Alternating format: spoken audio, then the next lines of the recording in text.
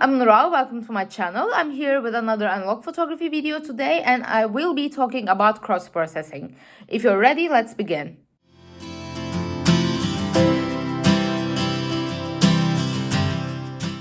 So I have two negatives here initially, and I have previously talked about black and white film development where I did it with coffee, and this is a black and white negative. And I talked about C41 color negative development, and this is a color negative film. And both of these are negative films, so you don't really see the true colors of the images or the photos when you look like this. So this is a grayscale, and this is sort of like a brownish hue. And you see the actual photos when you scan these in a scanner. Or when you get your films developed and they print it out for you, you get to see the image.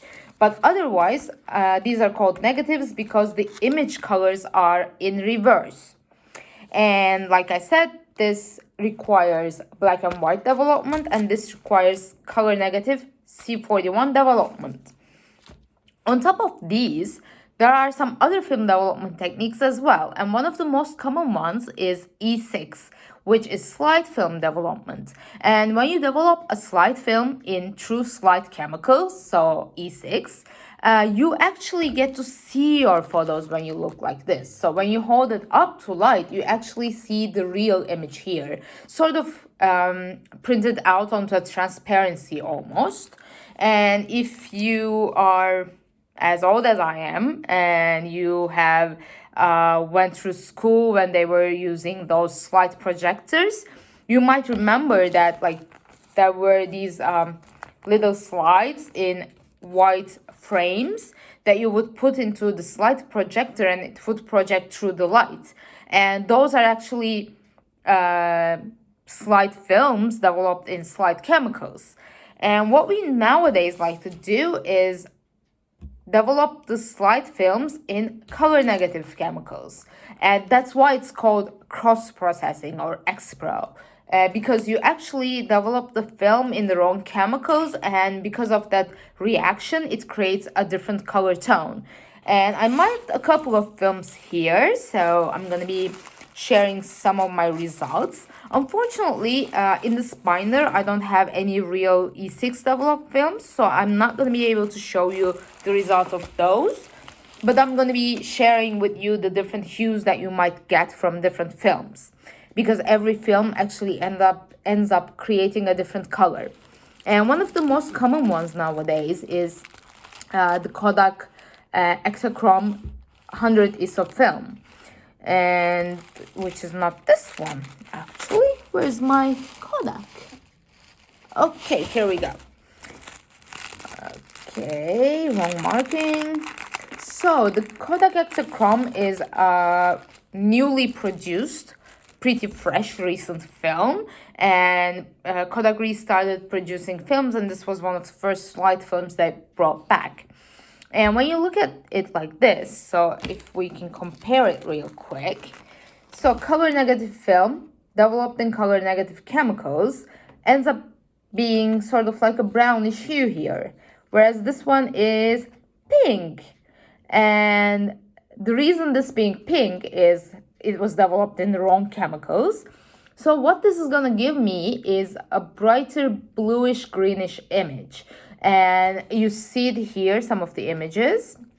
And when you scan these, the colors are going to shift and change. And this is going to become, like I said, a bluish tone. And in order to make more sense with this, I'm just going to share with you a couple photos.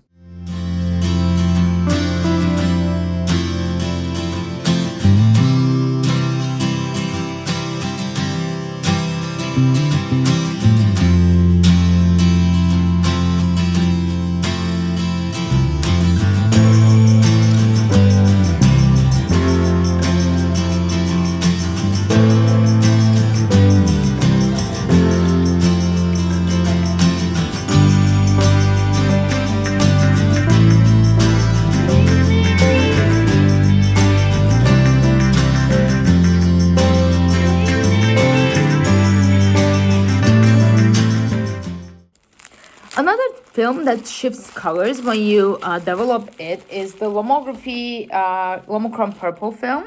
And this is not technically a slide film, but still it shifts colors because it is sort of inspired by the Kodak Aerochrome infrared film, which turns greens into red, and it's breathtaking and it's way too expensive. And this is a more affordable film. And when you look at it here, so it is, this one was a brown hue and this is more like a green hue. And what this does is this is gonna turn greens into purple, and it is more like a special effects film rather than a slide film, but this will also give you some nice color shifts.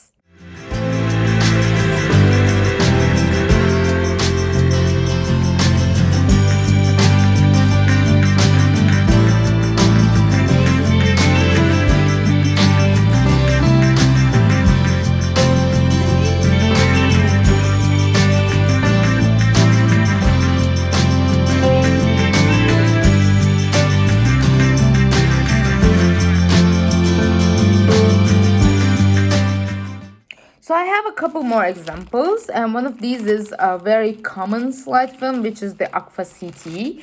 And here you can see that it is again sort of like a duller greenish hue and almost like a pale gray sort of. And this again will give you some greener, bluer tones. And this is one of the films I quite like using. And the final one that I want to share is a Fuji. And this is the Provia 100, I'm assuming, because it doesn't say what it is on the line.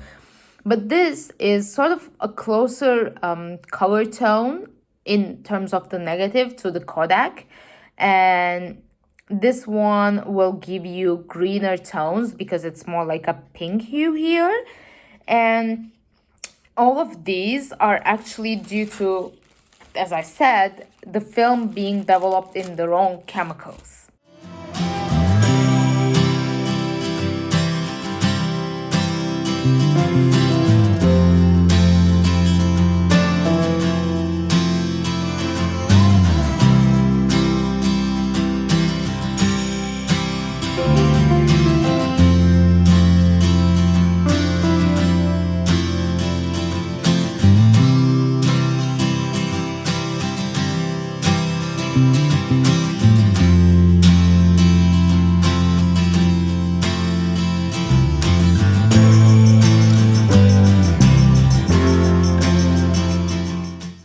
So I did a quick research about the slide films that you might be able to find that are still being produced and or sold. And one of the most popular ones, as I showed initially as the first negative, is the Kodak Ektachrome 100 ISO, and it is recently produced. So you can find it really fresh, and you can pretty much find it in any photo store nowadays. And another one is a more rare film, but you can still find some Rolei crossword that again gives you greener results. And of course, there's the Aqua CT, which is again a popular one. And then there are some Fujis. Fuji, as far as I know, is not producing them right now, but the ones that you can find in the market is pretty fresh and new, so they're not expired films. And some of the different variations you can find is the Provia in 50 or 100 ISO, and then the Valvia in 50 or again 100 ISO.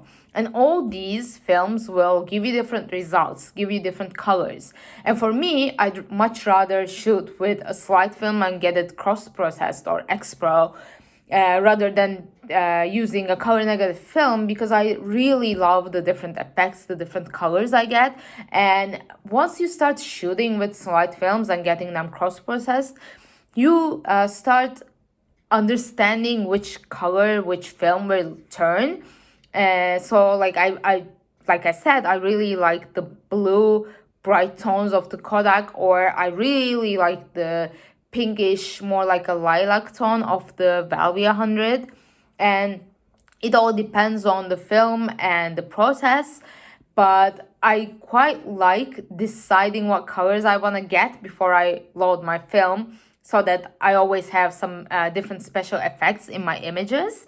And if you want to give it a try, you can always use one of these films and get them cross-processed, because let's face it, color negative film development is a bit cheaper than E6 slide development, and it's more common, so a lot more shops do it.